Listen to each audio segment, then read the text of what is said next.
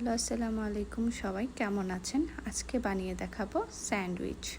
প্রথমে আমরা এটি কড়াইতে বুকের মাংস সিদ্ধ করে নিব এবং এটাতে শুধু আমি আদা আর রসুন বাটা দিয়েছি আর সামান্য গোলমরিচের গুঁড়া আর লবণ। এখন একটি পাত্রে আমরা 3টা ডিম সিদ্ধ করে নেব। 3টা ডিম সিদ্ধ করার পর আমরা সিদ্ধ ডিমটাকে কাঁটা চামচের সাহায্যে ভেঙে নেওয়ার চেষ্টা করব।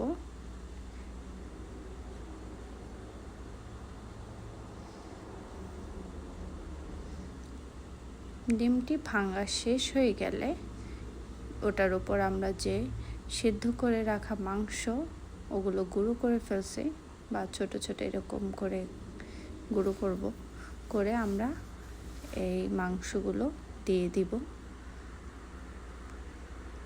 মাংসগুলো দেওয়ার পর আমরা কুচি কুচি করে রাখা শসাগুলো দিব।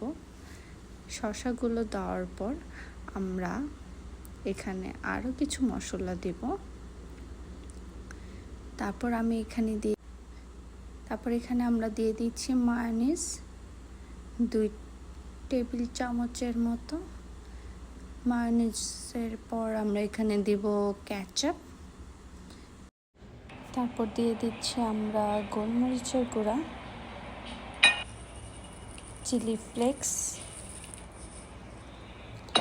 তারপর দিব মোজারেলা চিজ।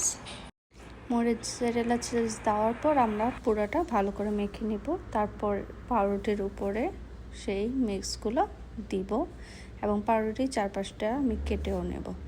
তারপর একটি কড়াইতে আমি বাটার দিয়ে নিয়েছি। নেওয়ার পর তার উপর আমি সেই পাউরুটিগুলো ভাজবো কিছুক্ষণ, লাল হওয়া পর্যন্ত।